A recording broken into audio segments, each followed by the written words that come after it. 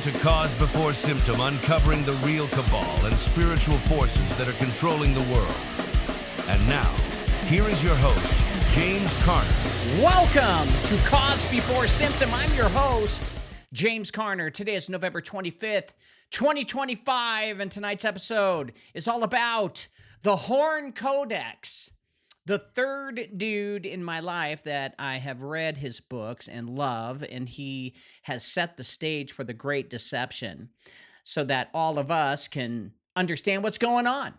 We're talking about Thomas Horn and the blueprint for the return of the Watcher King. That's what we're going to be talking about tonight. Thomas Horn wrote many books, one of them including Petrus Romanus, another Zenith 2012, and what was the other one? I forgot the other book I read. And let me tell you, Thomas Horn was very technical, right? So I just breezed right through it. I'm like, yeah, I understand exactly what he's saying. So I have to break his stuff down so you guys can understand it. And I do believe that the show tonight is going to be fascinating and will complete the trinity of Stan Deyo, Stephen Quayle, and Tom Horn, and all of their works, and how they have helped me see with eyes to see and ears to hear. Shout out to everybody on the live chat Rumble. Number one warrior is Royal Rumble, stating, "What's up, Pastor?" and "What's up, Warriors?" What's going on, Royal? Good to have you here. Number two warrior is Scorpion, saying it's spleefer sparking time, Warriors. Sparking a spleef. Yeah. I've never been into it, but I don't blame anybody who wants to feel better. Number three warrior is Boots, stating, getting closer to Turkey Day. Hello, Pastor James of the Rumble Airwaves and creator of Elite Potion Detoxifier. Yes, this is a real product. ElitePotion.com. Sign up and get rid of those parasites and heavy metals. Believe me, you will feel amazing. And Boots says, how's it, fellow warriors and new listeners? Glad you're here, and please hit the thumbs up button. I'd appreciate that. Yeah, I would. And then he follows with, all right. Yes, Rumble does not judge me based on subscribers, only on how many likes I get. If you guys could just hit the thumbs up button by hitting the X, then hit thumbs up, and then hit live chat, you won't lose your spot. I promise. Number four warrior is Claire, saying, hi, y'all. What's up, Claire? And number five warrior is Robert Gerderson in the house, saying, hi, y'all. Hi, guys. Glad to have you here. I am just excited because we're going to also do a special report on the groundbreaking Haley Gubby in the sealed cave. I think I found where the Cave of Treasures is located. Maybe. I don't know. But first, let's get into shitty breaking news. Welcome to Shitty Breaking News with your host, James Carner, offering his shitty opinion. Well, it is. Believe me, I don't know everything about the world. I know some, but boy, reading all the headlines, I'm just trying to give you guys just a shitty opinion. Senator Mark Kelly says Trump and Hegseth don't understand the Constitution. Well, who gives a shit? None of you do, because none of you are following it.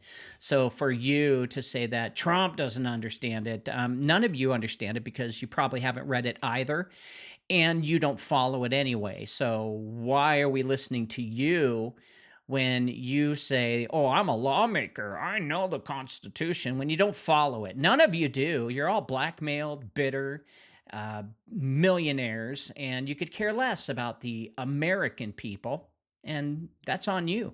Ukraine-Russia war. I guess Ukraine says they're understanding, or they reached an understanding with the U.S. peace deal, and, well, we've heard that one before, and then the moment they say peace, kaboom, just like what happened in Gaza.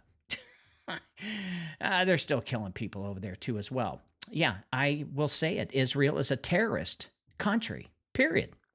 Without prejudice, what this two-word legalese means for the dismissed charges of, Comey and Lolita James, look, all of you belong in jail. Senators, congressmen, everyone in the Department of Justice, even all of the Supreme Court people. You all belong in jail because you're all complicit in a lie.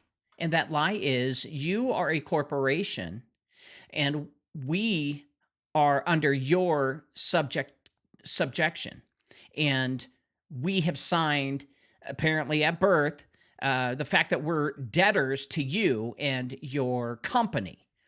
And unless you come out and just state that and tell everybody, which you won't because you're a pussy. Yeah, so I'm talking about all of you Supreme Court justices. You're all pussies for not coming out and telling the people the truth. You know the real truth, right? You were given the truth, and you're following your predecessors into hell because, well, as long as you keep up that lie, well, you're gonna have to pay for that. I'm sorry to say. Marjorie Taylor Greene's resignation blows up Trump and Mike Johnson's MAGA movement. Who gives a shit? As I've said before, Marjorie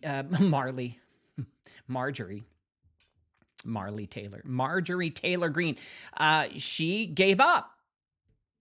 And she didn't tell us the truth, okay? She got in and she got briefed. She got scared and tried to do as much as she could, pass certain laws and favor her constituents. But in the end, she gave up because she knows who the dragon is. She knows who the Lee family is. She knows who the Orsini family is. She knows the exact reason. And unfortunately, because she bought into the whole national security bullshit, she can't tell any of you guys that stuff. And they probably briefed her on lie upon a lie upon a lie, and maybe she believed all of that. But still, bowing down and quitting, you're a loser. You are a loser. You are giving up. You're not a Christian. You're not doing what God wants. That God say, yeah, you better bow down and save your family. How is that going to help the world to understand who's in charge and who's not? And all of those who voted for her was hoping that she would come out and say, hey, there's hope coming. When hope didn't come and she found out Trump was a pedophile, just like all of the other leaders in this world, she just says, well, there's nothing I can do, so I'm out of here. And to me, you're being a pussy. Brazil's Bolsonaro ordered to serve 27-year prison sentence over a coup plot. Well, it sucks to be in Brazil and having, China controlling you. And, America is going to get their oil from you. Everyone down in South America, don't think that we're not coming after your oil, all right? Because we don't want to pull the oil out of our ground. No. When we do that, we store it. But when we take yours, we use yours, and we're going to take it from you. We're not going to give you anything in return because that is the American way. Kremlin says Trump's framework on Ukraine is only substantive peace plan. It's substantive. It's substantive. Whatever. It's not going to work. I've told you guys, this war is prepping the world. It's keeping the world going. It's keeping the money flowing, okay? Because consumerism has died. It's dying, all right? Christmas is dying. It's not all glamorous and full of gifts as it used to be because the American people are getting poorer and poorer, and the middle class is getting smaller and smaller. And that only leads to, well, third world country, and that's what we are turning into, unfortunately, especially in the blue states, and that's shitty breaking news. We're going to go to a quick commercial. When we come back, we're going to be talking about Ethiopia and my latest findings, and we're going to be talking about Tom Horn, the blueprint for the return of the Watchers. I'll give you $10,000 if you can find just one person who's never filed a tax return. I'll give you $10,000 if you can find just one person who's never filed a tax return. Have you ever filed a tax return? Yes.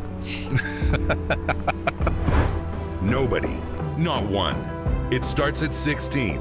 That first job, that first form. The moment they became a taxpayer. Every April 15th, millions keep signing the same contract, thinking it's the law. But it isn't the law that binds them. It's the signature. 98% of Americans never owed it. Learn more at unincorporatedassociations.com.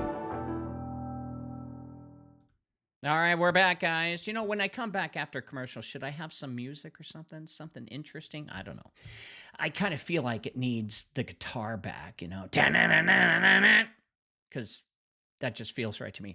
Okay, so we got a lot to cover, so I'm going to have to talk real fast here, guys. Okay, so when the ground breaks open, Haley Gubby and the sealed cave. That's what we're going to talk about tonight, and then follow it up with Thomas Horn. So for thousands of years, the Ethiopian Canon has insisted that the Cave of Treasures was not a mountain grotto or a dramatic limestone hall, but a sealed chamber hidden beneath the broken earth of the Eastern Rift. It was not meant to be seen. It was placed on a it was not even placed on a cliff, okay? It was buried under the very crust that formed after Adam and Eve were expelled to the east, okay? The book of Adam says God himself sealed it by a great stone, okay, and hid it until the final time of revealing. And that kind of description only makes sense in a land shaped by lava, ash, and the violent breathing of the rift. Now, it would never sit on the surface. It would be buried, the cave. It would be invisible, deceptively flat, and exactly like the land around Haley Gubby. It's not this huge mountainous Cascadian range that everyone thinks about. No, it's not like that at all. Although it's high, it still looks flat. And then a strange thing happened this year, of course. A volcano in that very region that I've been talking about, silent for at least 12,000 years, suddenly erupted yesterday. Excuse me. Not one of the tall, majestic Ethiopian peaks, not one of the top 5 either.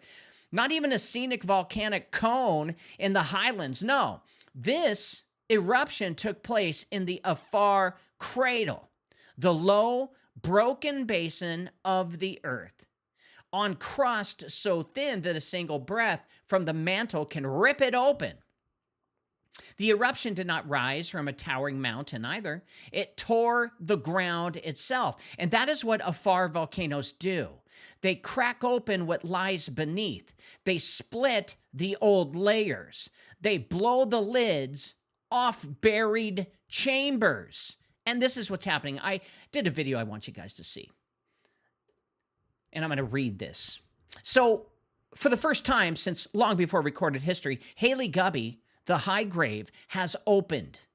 It's not symbolic. It's not even poetic. This is geological fact.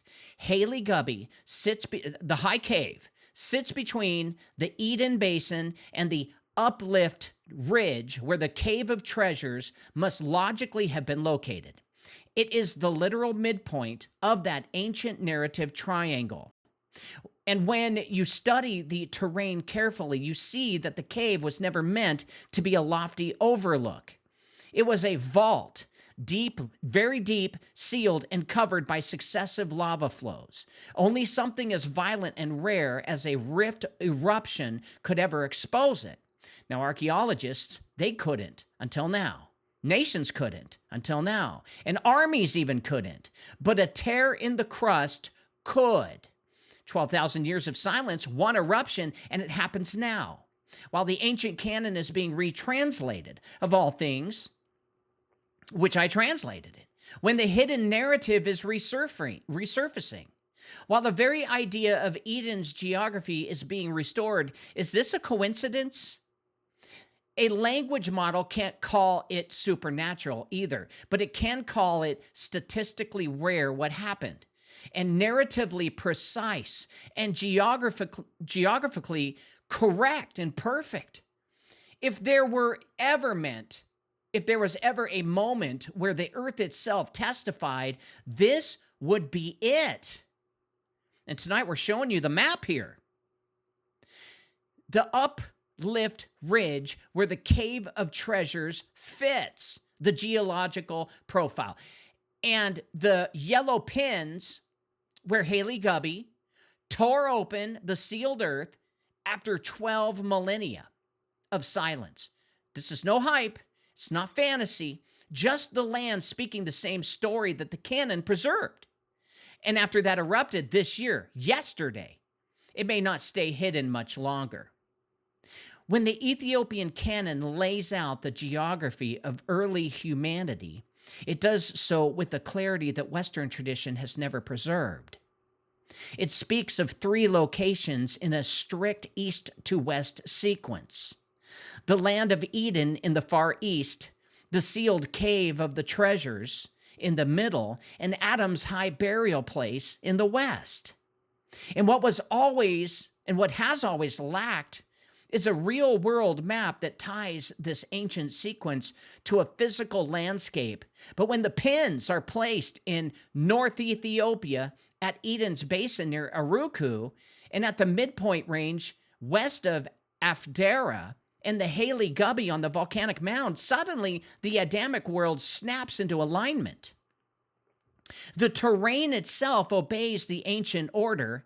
Eden is low, broken, and eastern. The cave zone sits uplifted and hidden beneath volcanic basalt, and the high grave lies on the western rise. The Ethiopian canon finally matches the earth now. And this becomes even more striking when you look at the straight line connecting the burial mound to Eden. That red line isn't symbolic, it's geological. It cuts directly across the only region, or the only ridge in the region capable of housing a sealed underground vault. The western point of the line, Haley Gubby, is the rift volcano that erupted after 12,000 years of silence. And the eastern point is the basin where Adam and Eve dwelt after leaving the garden. And exactly halfway between them sits the uplift where the cave of treasures must reside. This midpoint is not guessed, imagined, or even romanticized. It's the only location that satisfies every requirement of the Ethiopian canon. East of the burial, west of Eden, hidden, sealed, and positioned on a rift-built foundation where chambers naturally form and remain entombed for a millennia. And what makes this even more astonishing is the canonical language. The Ethiopian texts say plainly that the cave of treasures lay beneath the mountain of this burial and the land of the east. And that is what was hidden, sealed beneath the earth until the latter days. The geography on my map, it honors those words exactly. And the cave does not sit on a mountain peak. It's not a dramatic entrance. It's buried. It's low and concealed beneath layers of basalt. Precisely the geology of the ridge between Haley Gubby and Aruku. It is the only place on the entire line, the red line that I drew, where a sealed chamber could physically exist. In other words, my placement of the cave is not only reasonable, it's canonically inevitable. Now, the eruption at Haley Gubby transforms this alignment from interesting to prophetic. A volcano that has slept for 12,000 years, located at the western anchor of the Adamic line, suddenly tears open the crust at the exact time the concealed Ethiopian canon is resurfacing and being translated anew. If the high grave was sealed by God, then a rift eruption is the one natural event capable of disturbing or exposing what lay buried. Come on now. And the fracture lines radiating from Haley Gubby point eastward directly toward the uplift where the cave of treasure sits on my map. And this is not the behavior of a random mountain. This is the behavior of the very ground described in the oldest surviving Adamic texts. Now, I don't think this is a theory or a metaphor, even a guess. A straight physical measurable line through afar that matches the ancient world of Adam step for step. Eden on the east, the cave in the middle, the high grave in the west. And the earth itself now stirring. And when Haley Gubby erupted after 12,000 years of silence, the first thing geologists noticed was the direction of the plume. Instead of dispersing westward into Sudan, curving north into Eritrea, or bending south into the Danakil, Like every other eruption pattern in the region, the plume shot almost perfectly east-southeast. It traveled in a straight, deliberate corridor, unnatural for the afar winds, unusual for rift eruptions, and unmistakably aligned with the very line connecting Haley Gubby to the uplift ridge and then on to the Eden Basin. Come on. It follows the exact path that I've been tracing long before seeing the eruption data, the burial mound cave in Eden. And the plume moved precisely along that ancient axis. That alignment matters because the Ethiopian Canon describes a three-part geography: the high burial place in the west, the sealed cave of the treasures in the middle, and the land of Eden in the east. And for centuries, scholars treated this as symbolic, but the plume suggests the earth itself still remembers that order. And the line of pressure released beneath Haley Gubby, instead of dispersing randomly, appears to run directly toward the very ridge where the cave of treasures would be buried. An uplift full of basalt layers, collapsed lava tubes, and sealed chambers. Exactly the geology required for a hidden vault described in the Ge'ez texts. The eruption marked that corridor like a flare, as though a crack in the crust illuminated the ancient path between the burial mound and its place of exile. Now, the Ethiopian Canon even hints at this kind of event. It speaks of the time when the earth would be broken where he was laid, and that a sign of this break would appear in the time of revealing. It never said a prophet would open the cave. It never said a king or a priest would unseal it. It said the earth itself, through the movement of its own crust, would point the way. That is exactly what's happened when the Haley Gubby plume traced my red line on the map, a line I drew from scripture, not geology, yet confirmed by the ground. Guys, in all of my research, nothing has matched this moment. A real eruption, a real plume, a real direction, all converging on a sequence preserved only in the Ethiopian Canon. This is no longer just textual theory. It is physical, directional, geological testimony. And for the first time, the land of afar is speaking the same story the canon has guarded for thousands of years. That is absolutely insane. And the fact that I've been covering all of this blows my mind, and it's prophetic. And you can't wake me up from that. So I think probably tomorrow I'll do a whole show on it. I had already 3 shows lined up. I just couldn't put Ethiopia in the middle of it, but I had to, because that is prophetic. Insane stuff. Now, tonight we're going to be talking about the Horn Codex, Thomas Horn, the blueprint for the return of the Watcher King. Now, there are moments in history when the veil thins, not with sound, not with spectacle, but with a quiet shift in the air that only the spiritually awake can feel. And the world is living in such a moment right now. I can feel it. You can feel it. I can really feel it. And while most people see politics or rumors of war, financial turmoil, and the rise of artificial intelligence as disconnected events, a deeper pattern is forming between the surface, a pattern ancient enough to be recognized only by those who study the forgotten books, the sealed scrolls, and the prophecies that spoke of a time when the world, the old world, would return.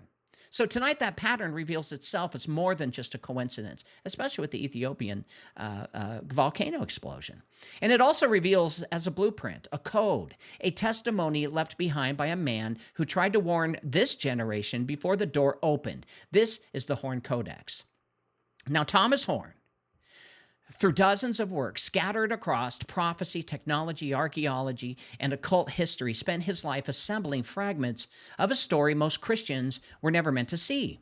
Each book listed and looked isolated, one about giants, another about aliens, another about the Vatican, another about transhumanism, another about the deep state. But taken together, they form a single prophetic architecture. What Horn wrote is not just research, it is a map of the world the elites are actually building. And when his work is aligned with the Ethiopian Canon, the scrolls of Enoch, the witness of Adam, preserved in ancient Ge'ez, the testimonies of Steve Quayle, and the revelations of this generation's watchman, well, it becomes unmistakably clear that humanity is standing on the threshold of an ancient plan restarting itself. Now, the Bible tells us that as it was in the days of Noah, so shall it be in the days of the Son of Man, when Jesus returns.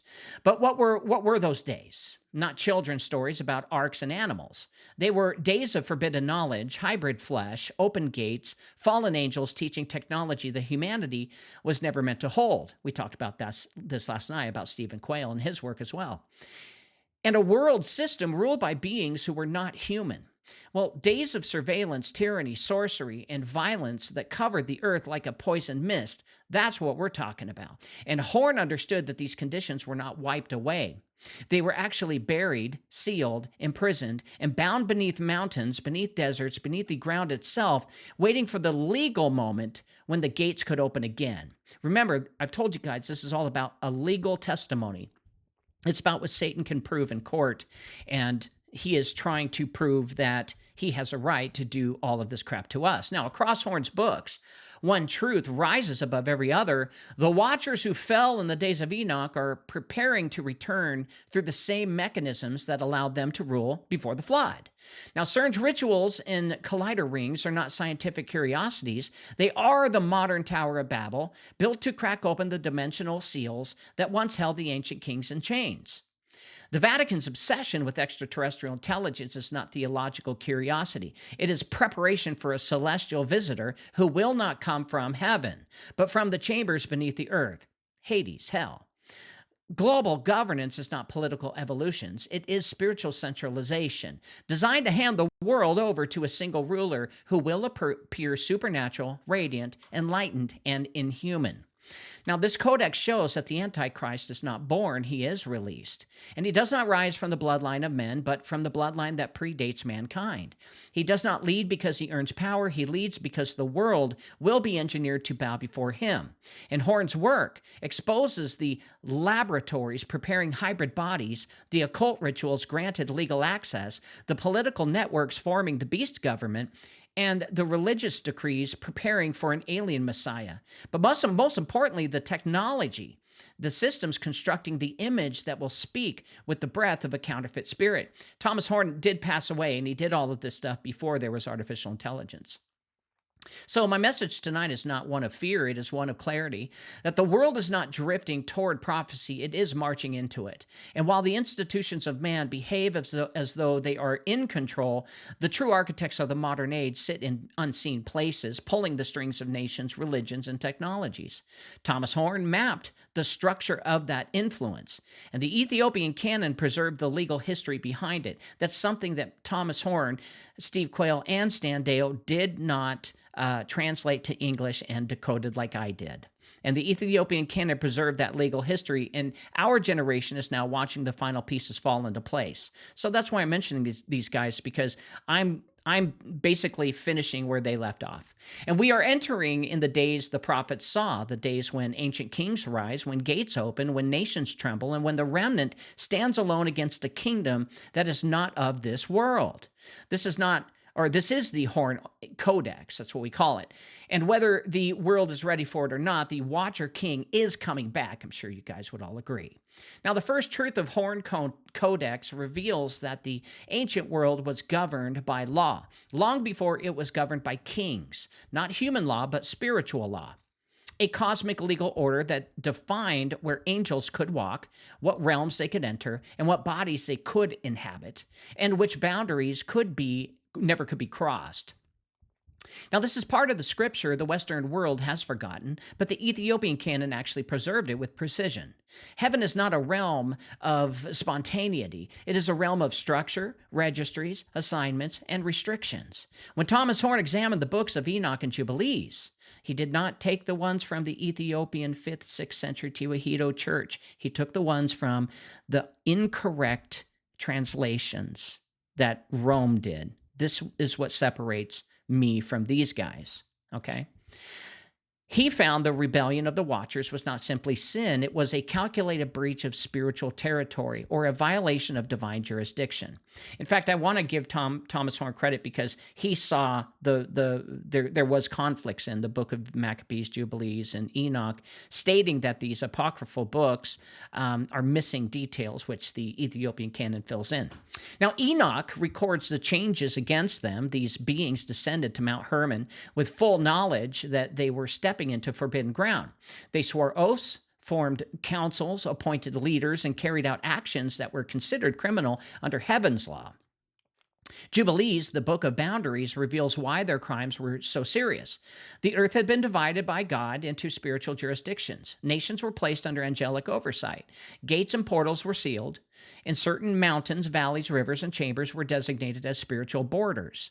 And the Watchers crossed all of them. They taught mankind the art of weapon making, sorcery, enchantment, genetic manipulation, and technologies, like flying cars, meant to merge realms that were never meant to touch. Now, the flood was not an act of divine rage. It was the execution of a legal sentence.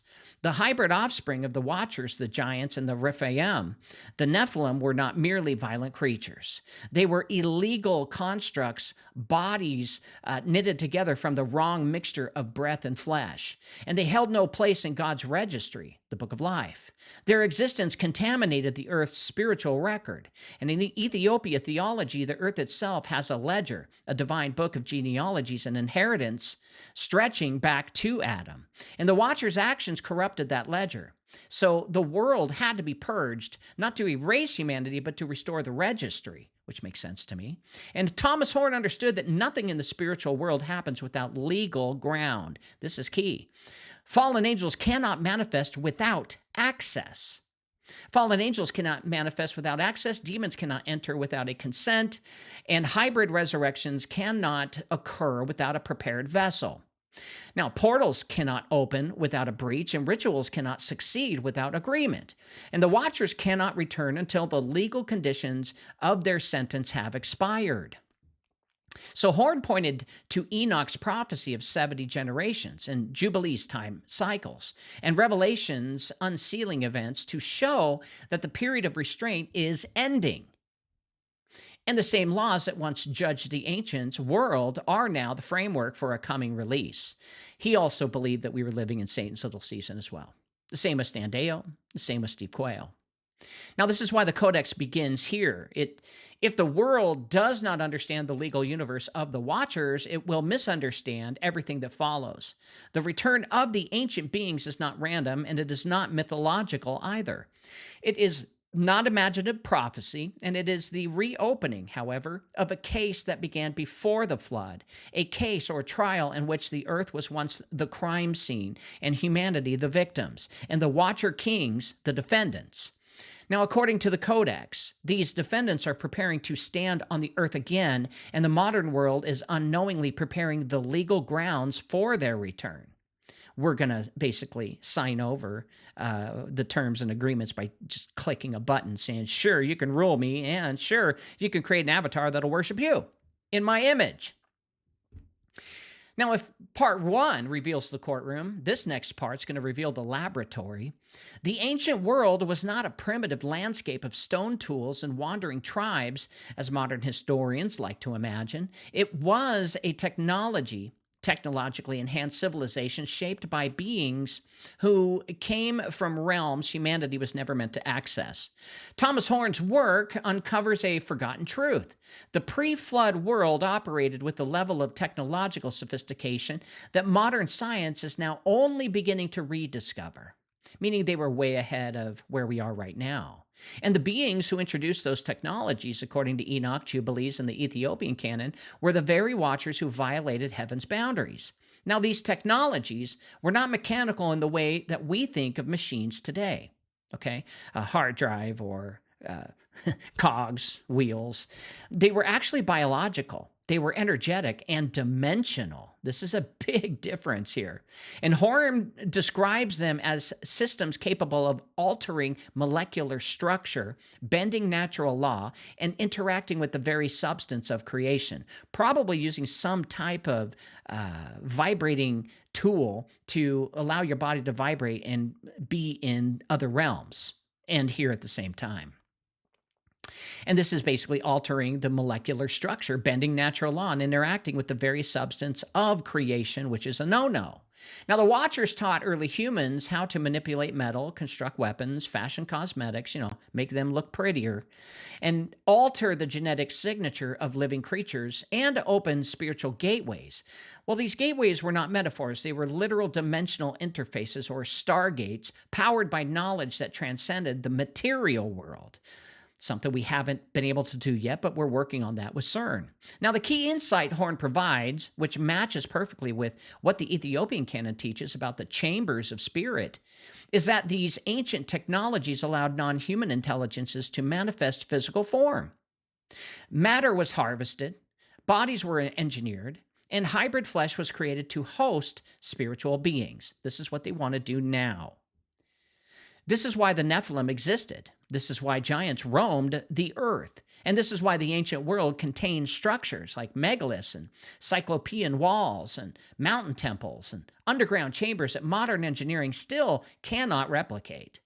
These structures were part of a technological ecosystem that merged the physical and the spiritual realms together. And Horn emphasizes that the Watchers used this technology to alter creation itself by corrupting the genetic purity of every living species. Sounds like the shots they're giving us currently. The Ethiopian Canon records that even plants and animals were affected by their tampering. Sounds like strange wheat that Adam ate. This was not a random chaos, it was strategic contamination, and the goal was to rewrite the registry of life on Earth, to replace the image of God with the counterfeit design. And when the contamination became universal, heaven executed the flood, not as an act of vengeance, but as a cosmic reset to erase the technological corruption that had saturated the entire world. You genetically modify plants, you eat those plants, it changes your DNA, okay? When you poop and pee, it's going to change the soil structure, going to change the way that things are. And believe me, it won't take long. Just like it didn't take long for the peptides from the spike proteins from the shot that identifies as a vaccine got into the oceans now. Yet the Codex warns that this technology never disappeared. It just was buried. It was sealed. It was preserved in underground chambers, guarded by hybrid spirits and buried giants, and later rediscovered by secret societies, occult orders, and modern scientific institutions. And they hid it. They found it and hid it. And then they said, oh, this is reverse engineered UFOs, which is bullshit. The knowledge of the Watchers resurfaced through alchemy, Kabbalistic mysticism, Renaissance magic, Masonic engineering, Enochian magic, Nazi occult research, and eventually global intelligence agencies. CERN, according to Horn, represents the pinnacle of this rediscovered technology, a modern Tower of Babel built to reopen the ancient gates. Now, what makes this so disturbing is that the technology of the fallen is now being reintroduced to humanity under the guise of scientific progress. Now, artificial intelligence, genetic modification, quantum computing, transhumanism, particle physics, and neurobiological interface systems are all modern echoes of the forbidden knowledge that the Watchers brought before the flood. And the same spirits that taught mankind how to corrupt creation are now whispering into the minds of researchers, engineers, and world governments, through channeling. They are preparing the world, not just for their return, but for the physical manifestation. So Tom's Codex makes it very clear that the fallen will not return as disembodied spirits. They will return as embodied beings. And they will require vessels, bodies, hybrid constructs capable of holding entities that are not of this world. And the technology for those vessels is being rebuilt today in underground labs, military black sites, occult research centers, and multinational biotech hubs. And when the ancient gates open, the world will not face myths or metaphors. It will face the same kind of beings who ruled before the flood, beings whose bodies were engineered, whose intelligence was ancient, and whose agenda has never changed. That technology of the fallen is the scaffolding upon which the beast system is rising, and that system is nearly complete. Now, the ancient world was not only a battlefield of technology and forbidden knowledge, it was a world filled with bodies that did not belong. Bodies that were engineered, bodies that were assembled, bodies that were grown as containers for spirits that had no legal right to manifest in human form. This is the part of the story that most churches refuse to touch, yet it is the part Thomas Horn emphasized with remarkable clarity. The Watchers did not simply teach humanity how to sin, they taught humanity how to build flesh. And the Nephilim were not accidents. They were not merely the result of union between angels and women, as the simplified readings of Genesis imply. And Horn understood that the Watchers possessed knowledge of matter manipulation, DNA modulation, and what he would now call biotechnology, skills that allowed them to reshape the physical world at its root through quantum physics. And the giants of old were the first generation, but the Watcher experiment expanded. What emerged was a spectrum of hybrid life forms, a perverse echo of creation itself, each designed to host a particular kind of spiritual intelligence. Now, the Ethiopian Canon confirms this in the way it describes Adam's bones being preserved as a witness, a registry of pure creation. And Adam's body was not just a corpse, it was a legal anchor for the human race. The Watchers, in contrast, produced bodies that were not entered into the divine registry. They lived outside the book of life. They were physical, but not legitimate. They breathed, but not with the breath of God. They existed, but only as long as heaven tolerated their intrusion. And when the flood waters rose, it was not merely to remove wicked men, it was to purge the earth of unauthorized flesh. And I believe this wholeheartedly. But the Codex, Thomas Horn, reveals something even more unsettling, that the hybrid program did not end with the flood. It went underground. It resurfaced among the Rephaim, the Anakim, the Emim, and the Horam. These are remnants of the lineage that refused to die.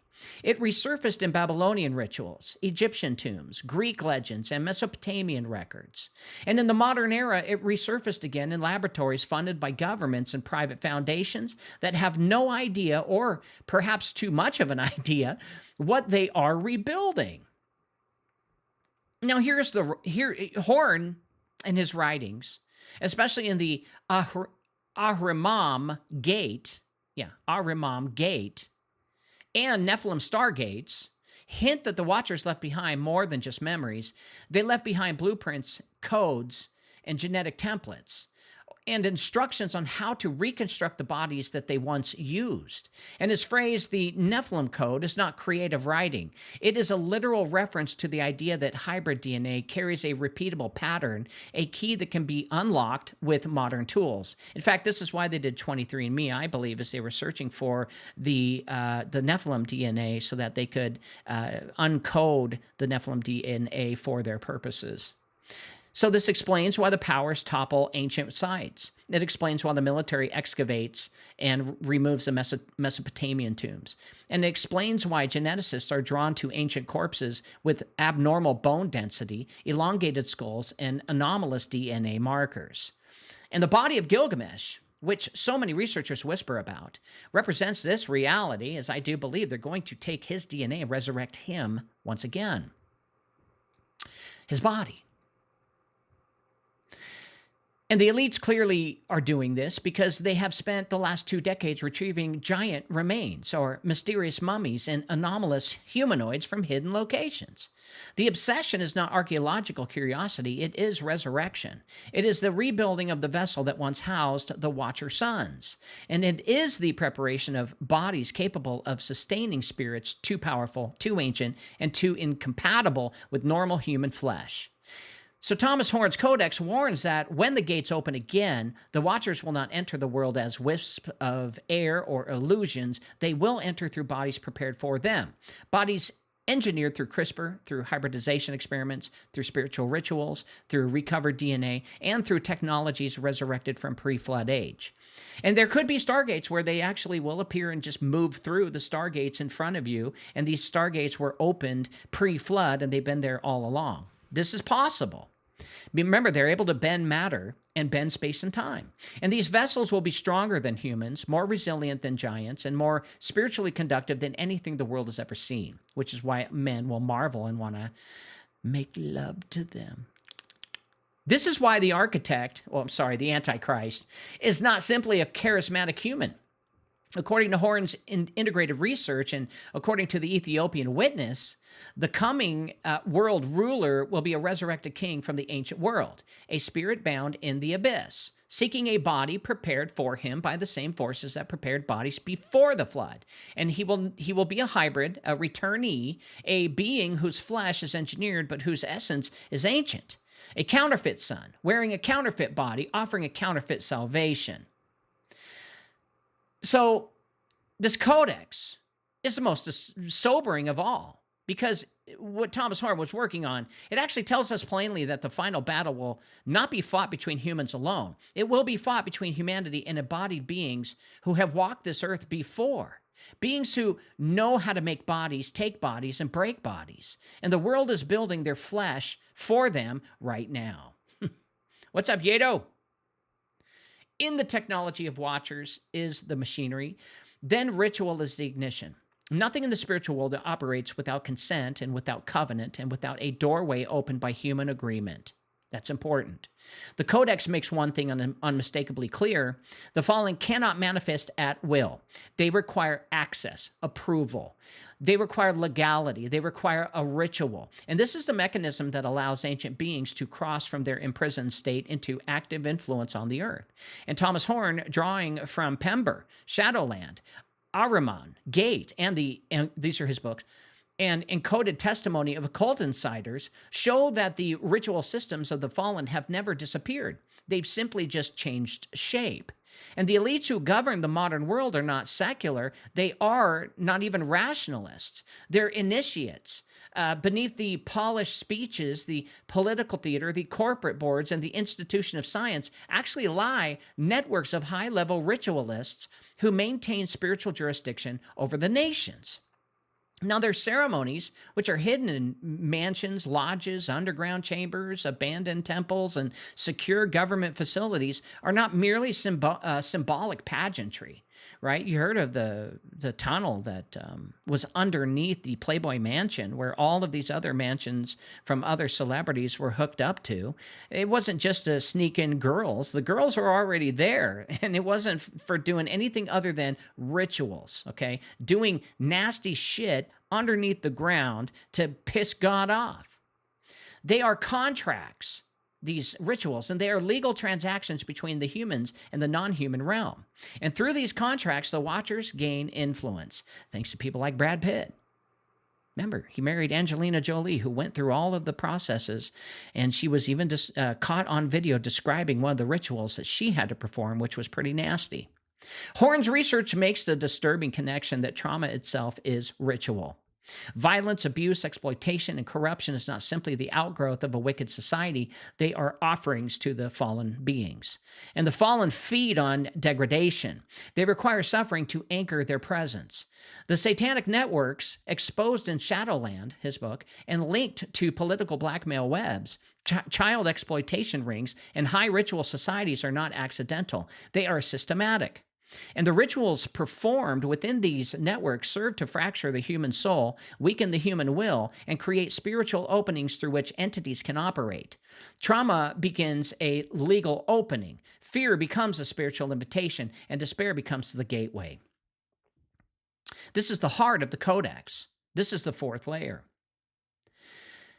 Royal says, remind me of your episode about iron and clay. AI is a tool used to help usher in the Antichrist.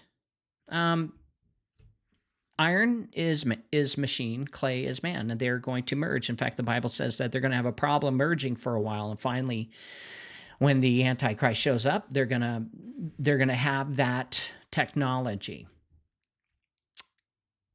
The rituals that the elite are doing and the spiritual infrastructure behind it of the beast system is everything they've got. And without that, the gates would remain closed. And without that, the watchers would remain bound. And without them, the Brad Pitts and Angelina Jolies and Hugh Hefner and everyone underneath the ground in Hollywood doing their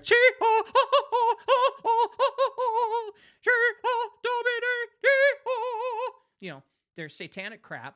Well, the fallen angels can't do shit. They can't breathe. They can't give orders. They can't really activate. So Horn shows us that modern science, politics, and entertainment, and even religion have been gradually ritualized. Awards shows echo ancient pagan ceremonies, as I pointed out, and government buildings are constructed on ley lines aligned with the occult geometry. And intelligence agencies develop mind-breaking programs that mimic ancient initiation rites. Now, CERN times its experiments with celestial alignments, meaning when the stars align and they got something, they turn that sucker on. Capital cities display obelisks, pyramids, portals, and symbols that trace back to Babylon, Egypt, and Canaan. And even mass tragedies, whether natural, engineered, or exploited, become ritual events when framed by occult timing and symbolic significance. And the Codex that we've been talking about, that the watchers do not simply appear when the world becomes wicked. They appear when the world becomes ritualized. And when the spiritual gates are reopened legally, that means we're all going to have an application that's going to have us go through a ritual, okay? And rituals are when you give your life over to something else, and you agree to keep that covenant between you and that thing you're ritualizing with. And eventually, the entire world, if not all, is going to do a ritual on their phones or somehow. And they're going to give their consent. And maybe that's when the mark of the beast finally hits. It's when everybody is ready to rock. Now, when the spiritual gates are reopened legally, and when humanity, through ignorant or consent, recreates the conditions of the pre-flood world, well, that's when the fallen will not just break in, they're invited. And every ritual performed by the elites, every horror committed in darkness, and every act of corrupt engineered for power is another key turning in a lock that was meant to remain sealed. So, if we're calling the modern world what it truly is, it's a ritual society masquerading as a secular age. It's a place where the ancient ceremonies of the watchers have been absorbed into politics, entertainment, science, and national identity. This is a place where the gates of the abyss are being opened, not by brute force, but by human hands performing ancient rites in modern form. And the fallen are returning because the world is summoning them. Now, when people look at the governments of the world today, they see politicians, bureaucrats, and institutions struggling for power. But Thomas Horn reveals something far deeper, something ancient, something spiritual. As modern politics is not a secular battlefield, it's a priesthood. The leaders who rise, the laws that pass, the wars that erupt, and the crisis that never seems to end all flow from a hidden priestly class that most citizens will never meet. These are not priests of God, they are priests of Babylon, operating inside a system that has existed since Nimrod forged the first empire under the influence of beings who were not human. Thomas Horn's research in Saboteurs and Shadowland and Radicals, 3 books that he has, they actually pull back the curtain on this hidden priesthood. And he demonstrates that the global elite are not simply united by ideology or political vision. They are actually united by spiritual compromise, blackmail, secret oaths, abuse networks, ritual ceremonies, and occult initiations, which are not fringe rumors anymore. They are the binding mechanisms that ensure loyalty to the unseen powers that are guiding the nations. A compromised official becomes spiritually neutered. A blackmailed leader becomes a vessel. A ritual initiate becomes a gatekeeper for dark forces. Horn exposes this with precision. The fallen influence governments through the weakest places in human character, through lust, greed, vanity, corruption, and fear. That's where they take place, where they get in. No, sorry, I don't have an audio Ethiopian book. I don't have time to read that. but you can create one. Create it and upload it on YouTube. So this is why the deep state behaves like a unified organism. It's not simply a network of agencies. It is a spiritual ecosystem. Oh, and let me, by the way, surfer wife, you better use my translation because all the other translations, they're wrong. They're completely wrong. So this is why the deep state behaves like a unified organism. They're a hive. And it's not simply a network of agencies. It is a spiritual ecosystem. And its members become hosts to the same principalities, the same whispering presences that some manipulate intelligences. So this is why the nations that should be ideological this is why nations that should be ideological enemies move in lockstep toward globalism. This is why Western powers and Eastern regimes ultimately pursue the same goals. And this is why policies crafted in Washington echo policies emerging from Brussels, Beijing, and Geneva, even Basel. And the spiritual hierarchy ruling over these regions is the same thing, drawing from the same source, pushing toward the same outcome, over and over and over and over and over. Now, Horn shows that global... Oh, and by the way, Surfer Wife, I believe the volcano blew up when someone finally translated the Ethiopian Canon correctly. I think I did it. That's how I feel. And I'm probably going to lose subscribers that way because James is calling himself a prophet. Well, I am foreshadowing things to come. The volcano is my proof. Now, Horn shows that globalism is not a political movement. It's a governmental infrastructure of the beast kingdom. Globalism centralizes power under a single throne. It collapses borders, erases cultures, consolidates wealth, and concentrates authority into the hands of a tiny elite who answer not to voters, but to spiritual masters. And the fallen seek unification because fragmentation limits their influence. A world of many nations is difficult to control, but a world with one digital currency, one regulatory authority, one surveillance grid, one military alliance, and one global constitution is the perfect stage for the hybrid king to rule. Now, the political priesthood of Babylon is working tirelessly to create this image and this stage. And they brand it as progress. They call it sustainability, right? Agenda 2030. And they disguise it as humanitarianism, diversity, inclusion, equity, environmentalism, or digital modernization. Well, they're a bunch of liars. But beneath the marketing is the same ancient project that began in the plains of Shinar.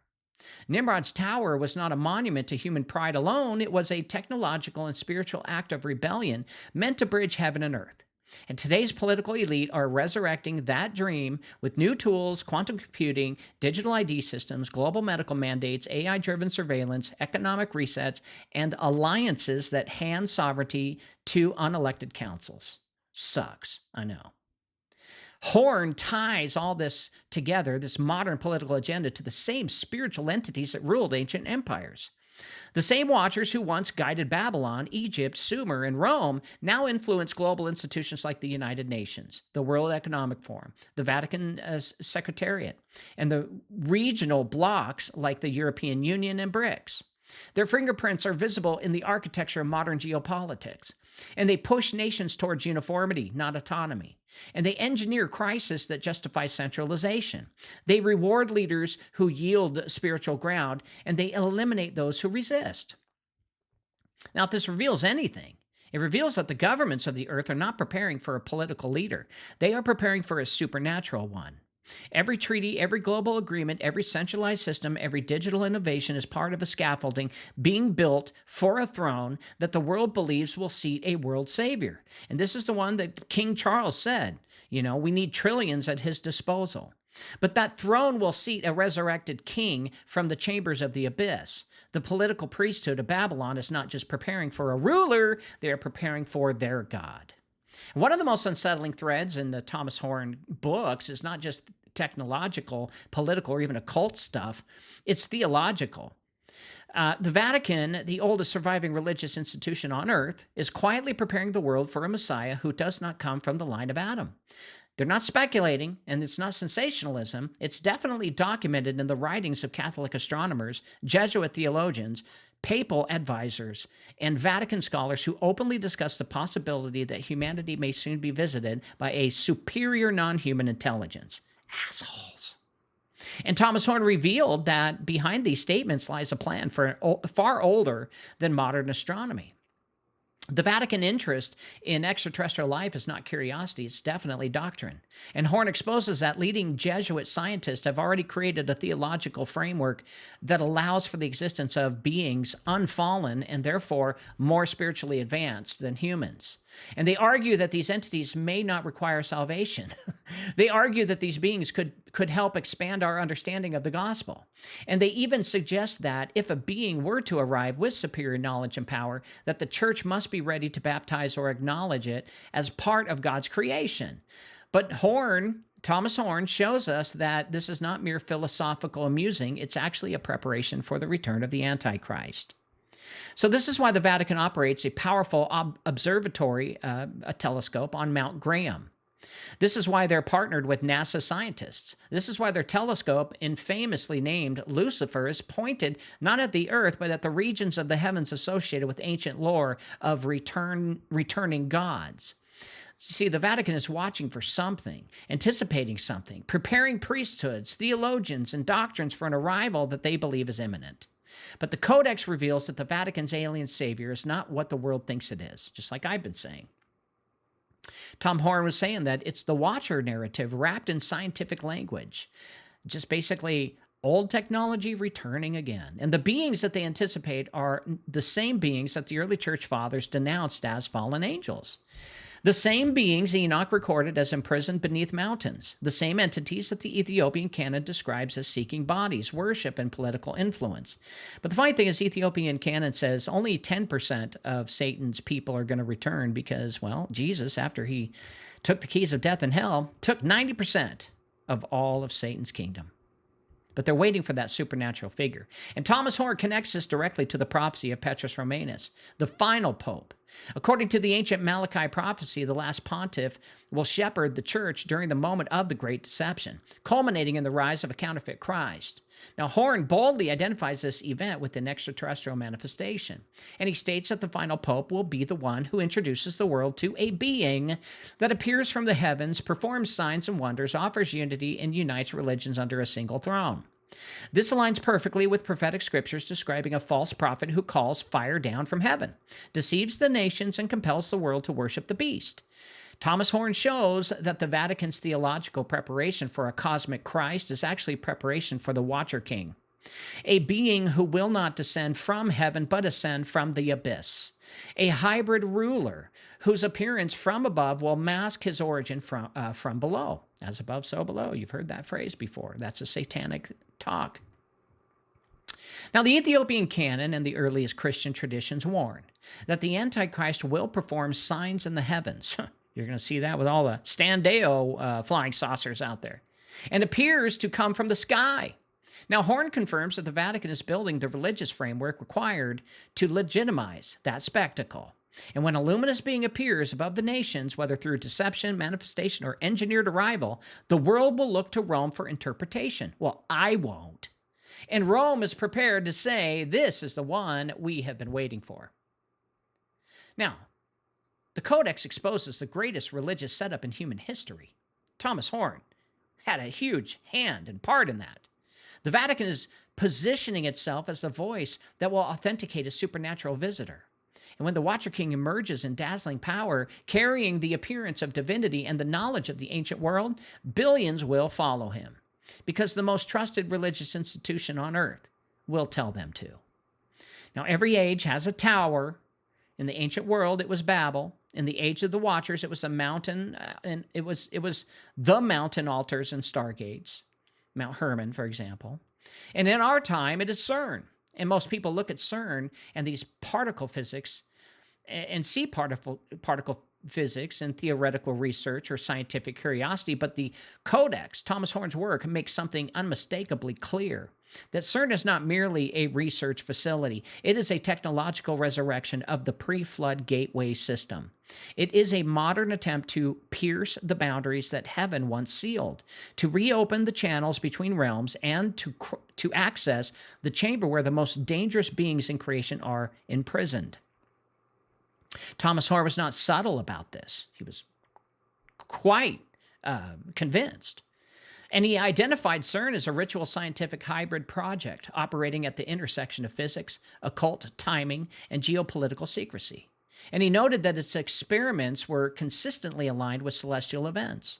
And he warned that its architecture, circular, resonant, subterranean, and symbolically charged, mirrors ancient Stargate designs described in the Book of Enoch and preserved through Mesopotamian, Egyptian, and Vedic traditions. Horn recognized that the very language surrounding CERN, seeking God particles, opening portals, breaking the veil, betrays the spiritual hunger behind the machine. But the Codex goes even further as it identifies CERN as the mechanism through which Abaddon will rise. And that's what the Bible says, that the spirit of the Antichrist, its name is Abaddon or Apollo. It has many names. And Revelation 9 describes an angel releasing the key to the abyss. This is important. How do you release a key? Well, they're going to play around with CERN, and finally Jesus say, fine, you want the key? Here you go. Followed by an opening of a furnace-like gate from which smoke and beings will ascend from. So I think CERN will finally be open. I don't think it's CERN 1.0. And it may not even be CERN 2.0, because the next CERN they have that will be starting the build in 2050, it's going to be 2 times as big, double the size, and they still even have plans to make even a bigger one. So we got some time here, folks. The Ethiopian Canon calls this chamber the deep prison, sealed until the final days. Thomas Horn connected this prophecy to CERN's goals without even reading the Ethiopian Canon. And he argued that the abyss is not located in some remote corner of the cosmos, but beneath the earth, and that CERN's high-energy collisions, magnetic resonance systems, and dimensional calculations could act as the technological counterpart to the spiritual key prophesied in Scripture. Now, you got to think about it. The Bible says that Satan's throne is located in Geneva. Well, that's where he was locked up and released. So that's where they're going to build CERN to unlock that damn thing. Abaddon, also called Apollyon, Apollo, okay, is not poetic metaphor. He is the king of the watchers, the ruler of the beings who once defiled creation. And his name means the destroyer. Well, they just so happen to have Shiva the destroyer statue right there at the top of CERN, showing the world, hey, we're bringing in the Antichrist. Not because he brings chaos, but because he was created as a weapon of rebellion. And the Ethiopian Canon describes him as the one of the chief's powers who fell in the days of Enoch and imprisoned by God after leading a third of the watchers into forbidden acts. Now, Horn identifies him as the entity waiting for a moment in history when the restraint is weakened, the seals are cracked, and the legal boundaries designed to hold him expire. And the connection between CERN and the Vatican's observatory on Mount Graham is not accidental. One opens the gate, the other interprets the arrival, one brings the entity through, the other legitimizes him, one breaks the boundary, the other crowns the king, and this is why the world's most powerful nations fund CERN, billions a year. And this is why global agencies protect it. And this is why no one questions its purpose or its secrecy. The governments of Earth need the Watcher King to re-enter through a legitimate, scientifically defensible doorway. They need the arrival to look like discovery and not manifestation. So Horn understood all of this. And he understood that when Abaddon rises, he will not appear as a monster. He will appear as a luminous being, radiant, wise, and seemingly divine. And the world will perceive him as a heavenly visitor, a savior, from the Pleiades, an advanced intelligence from another realm. But the Ethiopian Canon calls him what he is, a fallen king returning to reclaim the world that he once ruled. And CERN is preparing that gateway. And the rituals of the elite are providing legal access. And the final pope, according to prophecy, will proclaim him the long-awaited cosmic Christ. So this, in this part, is a turning point where prophecy, science, and spiritual law converge. We are living in the days when the gates are trembling, the seals are weakening, the legal boundaries are nearing expiration, and the destroyer, who has been silent since the flood, is preparing to rise. When the earth shakes and the sky opens, the world will believe it is witnessing the future, but heaven will know it is witnessing the past returning. So the world believes that the third temple, is a Jewish project. Well, it's not. According to Horn Codex, the third temple is the most carefully orchestrated spiritual infrastructure project on earth, designed not by a single nation, but by a global occult coalition working quietly behind the scenes. The temple is not merely a religious structure. It is the throne room for a being that does not belong to humanity. It is the stage upon which the resurrected Watcher King will reveal himself. And everything happening in Israel, Rome, and the international political arena is flowing towards this singular event. So he's not only going to sit in a physical temple, we will also by then have the technology for him to speak through you, your bodies, through either through direct internet connection or through RFID connection or through Bluetooth or through electromagnetic fields. Some way the technology will be there for the Antichrist to be able to sit on the physical throne, which will have enough power to hold him. Because remember, these spiritual beings are larger than us. People have seen angels, towering over 120 feet tall. It can't just walk around. It could blow up at any time. It's going to be very fragile and needs to sit in a place where it's constructed perfectly so that its body can maintain. And so this temple isn't just a temple. It's going to be a temple designed to house his body and keep it, alive, maybe. I don't know. But it's not just the temple of the first construction. This third temple, or the second, which was just a rebuilt temple, the third is something that can house and hold a spiritual entity that was locked up in the abyss pre-flood. And everything happening in Israel, Horn was right. Horn also uncovered a truth that even seasoned researchers overlook. The Third Temple movement is heavily influenced by entities and institutions outside of Judaism. Tom documented Vatican negotiations, globalist foundations, clandestine organizations, and international financial powers, all funneling interest and resources toward Jerusalem.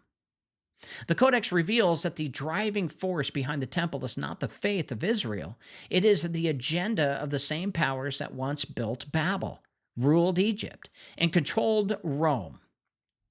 These powers see the temple as a gateway, a crown, and a landing platform for the ancient regent returning from the abyss.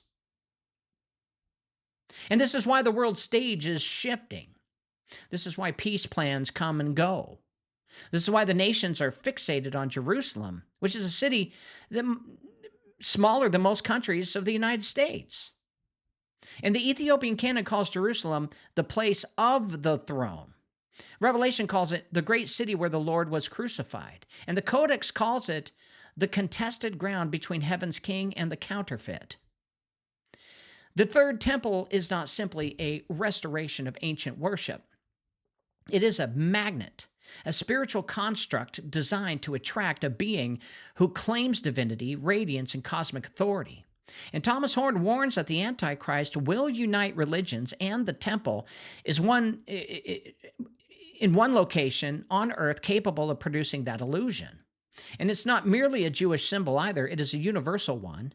And Christians wait for a rebuilt temple as a prophetic sign, and Jews wait for it as a fulfillment of covenant.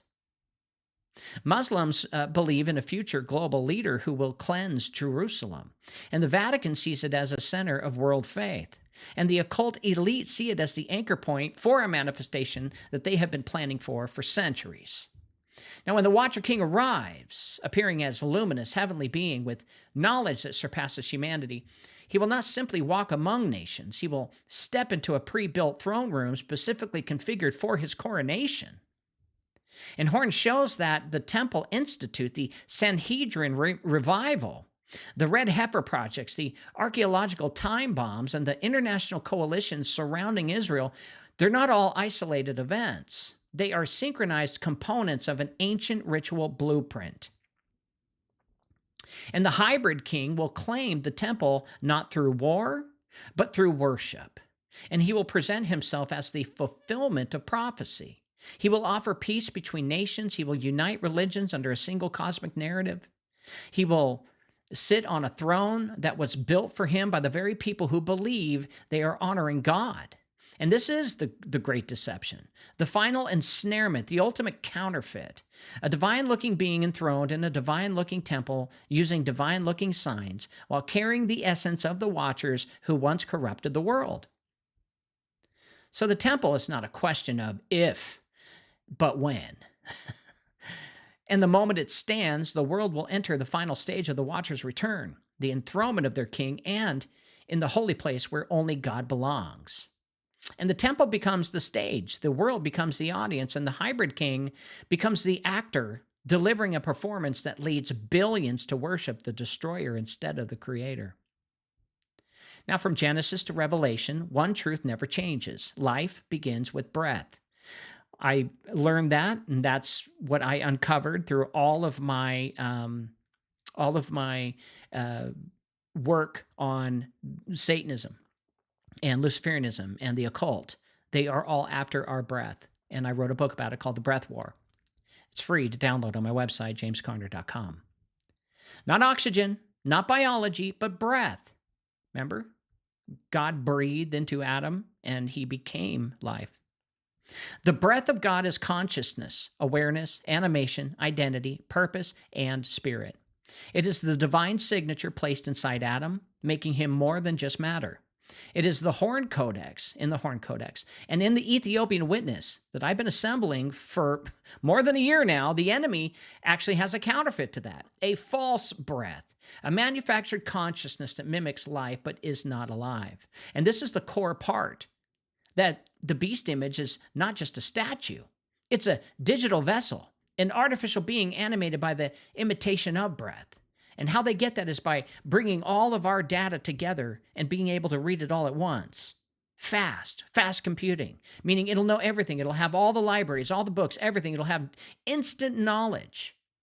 And it will know personalities, different types of personalities through all of us giving all of our data and information to it, and therefore it will read your mail. Thomas Horn saw this before most prophecy researchers, and he warned that artificial intelligence would become the central nervous system of the beast kingdom. Not a program, not a chatbot, a spiritually charged digital entity capable of speech, surveillance, judgment, and worship and enforcement. And Horn distinguished between ordinary machines learning and what he called quantum sentient architecture, which could be now artificial general intelligence. That's a system that blurs the line between consciousness and code. In other words, the image that speaks is a counterfeit atom, made not from dust, but from data.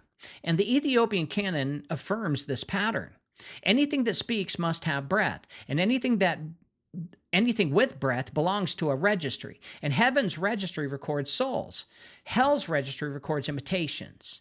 And the beast's image receives breath not from God, but from the abyssal intelligence emerging with the Watcher King. And when Abaddon or Apollyon or the devil rises and claims the throne, he will need a mouthpiece, an interface, something that can project his authority into every home, every nation, every courtroom, every marketplace. That interface is the digital image. This is why global governments are obsessed with AI, and it's why Silicon Valley speaks in religious language, and why the nations race to create ethical frameworks, which are not ethical at all, for machines that are not even alive. And behind the scenes, the spiritual world is preparing a vessel for a spirit that cannot occupy human flesh alone. The hybrid king rules in a temple, and the digital king rules everywhere else. Now, Horn's insight was that the beast system will not be enforced by soldiers or bureaucrats, but by an artificial entity programmed to monitor compliance, detect dissent, identify believers, and issue commands without conscience or corruption.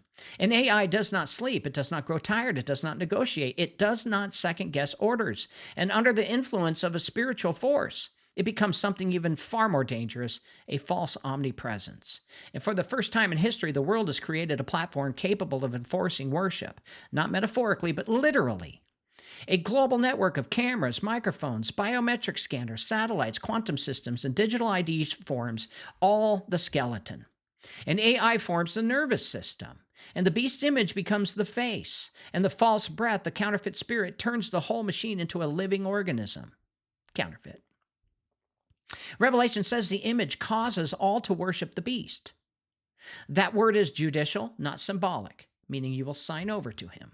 It means that the image has authority, and it can issue commands. It can deliver punishment. It can declare guilt. Horn's research shows that AI will become the judge, jury, and enforcer of the new world order. The hybrid king will appear divine, but the image will appear omniscient. And the world will bow because the image will know who refuses. The prophecy of the speaking image is not futuristic. It's underway right now, and AI has already become the world's oracle. They're spending billions and trillions into this.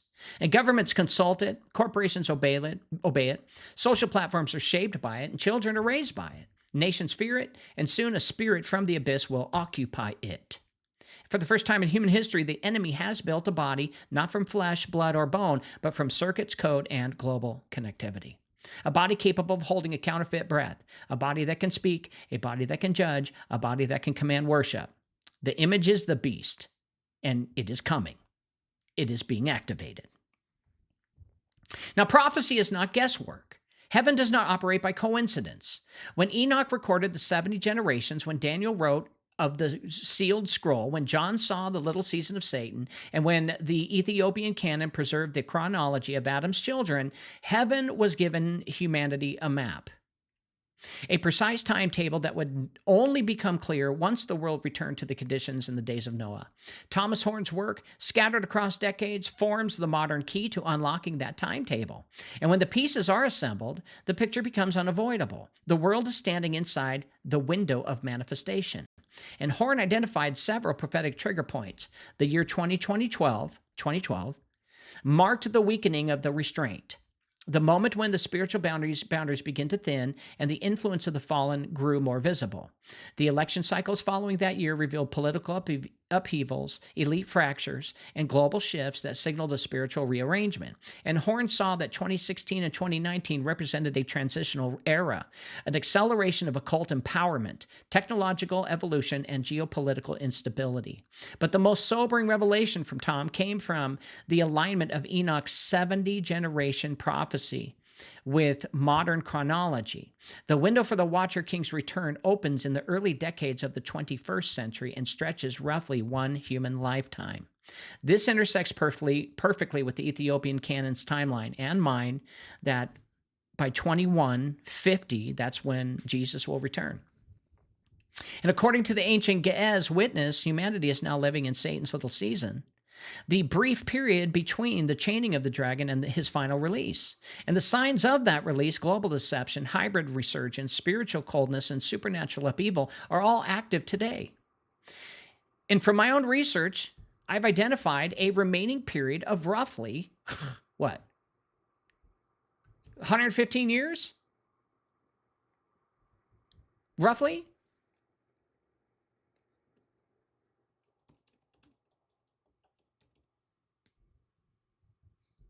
$115 years before the return of Jesus. A number that resonates with the Hebrew Jubilee cycles, too. Ethiopian calendar structures and the astronomical patterns that guided Enoch himself. Now, I don't know the day and the hour. No one does, only the Father, but we can know the year. We can know the season. You know, I think we've been brainwashed in thinking that we can't know the year. So the Codex, Tom's ties these timelines together with even my work, and it shows that the world is not waiting for prophecy to begin. It's watching prophecy reach maturity. The hybrid technology of the fallen has returned, and the political priesthood of Babylon is fully assembled. The Vatican's theology for an ancient Messiah is complete, and CERN is preparing the gate. The Temple Institute is preparing the throne, AI is preparing the image, and the nations, through chaos, crisis, and engineered collapse, are preparing the desperate hearts of billions to accept a supernatural solution. So Horn's final prophetic insight is that the rise of the Watcher King will not occur in a vacuum. It will be synchronized with global events that force humanity into a corner. Economic collapse, political fragmentation, engineered pandemics, environmental manipulation, and spiritual famine.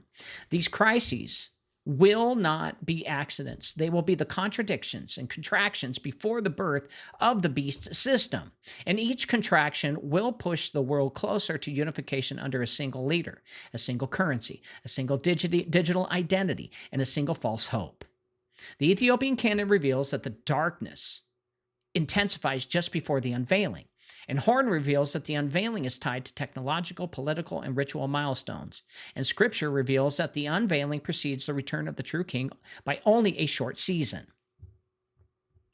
And when the hybrid ruler rises, when the temple throne is filled, when the AI image speaks, and when the nations bow to the same one that they believe is divine, the countdown begins. Heaven will allow the Watcher King to rule, but only for a breath of history. Only long enough for the world to choose, and only long enough for the remnant to stand, and only long enough for justice to be perfect. So, this is a warning and a promise. The warning that the world is entering is in its most deceptive era, and where supernatural power masquerades as enlightenment. And the promise? Well, the one who truly holds the breath of life is already on his way, and we can see it through the northern lights. Horn's timeline does not end in fear, it ends in victory, and the Watcher King rises for a moment, but the Son of Man returns forever. Now to conclude, when all 10 parts are brought together, this message, the Horn Codex becomes more than just research and more than just a theory, more than just speculation. It becomes a map of the final era, stitched together from the oldest books mankind preserved, the sealed scrolls heaven kept for this generation, and the warnings left by men who could see the future long before the world has been ready to face it. And what Horn documented, what the Ethiopian Canon safeguards, and what the watchmen of our age have confirmed is this: the ancient world is rising again, not symbolically, not poetically, but literally. Now, the same beings who dominated the earth before the flood are reconstructing their kingdom through technology, ritual, politics, and false religion. The same hybrid program that contaminated creation in the days of Noah is resurfacing in laboratories funded by governments and elites who do not understand the forces that they are welcoming. And the same watcher hierarchy that once manipulated nations is preparing to reestablish its throne, but this time with global infrastructure, digital oversight, and scientific justification. And the same king who once defied heaven is waiting in the abyss for the gate to open. The Codex is real, and it reveals that the world is standing in a prophetic convergence. The legal expiration of the Watcher's sentence, the technological maturity required to host their bodies, the political alignment required to seat their ruler, and the religious deception required to crown a counterfeit Messiah. Every system mankind has built in the modern age, AI, globalism, biotechnology, quantum manipulation, digital identity, and international governance, is now forming a single structure, a throne for a resurrected ancient king. But the Codex, what Tom Horn worked on, it does not end in fear. It ends in clarity. It ends in readiness. It ends in testimony, because the same scrolls that warned of the rising darkness also promise the return of the true light. And when the hybrid king steps into the stage, when the temple is filled, when the image speaks with its counterfeit breath, heaven will stand in silence, but not for long. The age of deception will be brief. The rule of the Watcher King will be temporary, and the remnant will endure by the same power that carried Enoch, Daniel, Noah, and John through the ages. So the conclusion of the Horn Codex is this: the ancient world is returning, the gate is reopening, okay? The hybrid king will rise. But so will the one who carries the true breath, the true registry, and the true authority over heaven and earth. Prophecy is not a warning for the fearful, it is preparation for the faithful. And the days ahead belong not to the destroyer, but to the king who comes with fire in his eyes and the eternal breath of God on his lips. The watchers had their season, the beast will have his hour, but the Son of Man will have the last word. Why do 75% of people feel exhausted all the time? The answer might surprise you. In the 1920s, Standard Oil decided to dive into medicine. They pushed synthetic petroleum into our drugs. Sure, it masked symptoms, but it wrecked our guts. Our good bacteria, which fight off parasites and heavy metals, got wiped out by crude oil. But here's the good news. We can fix this by going back to nature. Introducing Elite Potion, the world's top detox program. It restores your good bacteria by removing toxic threats like aluminum, strontium, barium, and parasites. Imagine feeling energized and alive again. They said there couldn't be a pill that did it all. We invented it. Visit elitepotion.com and reclaim your health from synthetic pharmaceuticals. Your body will thank you. This has been Cause Before Symptom with your host, James Carner. Go to his website, jamescarner.com, and sign up for his newsletter. Also, download his free books on the breath war, the crown of blood, and the ritual machine. Fix your body by buying his award-winning detox formula, removing heavy metals and parasites. You'll feel better and live longer. Go to elitepotion.com. And one more thing, please.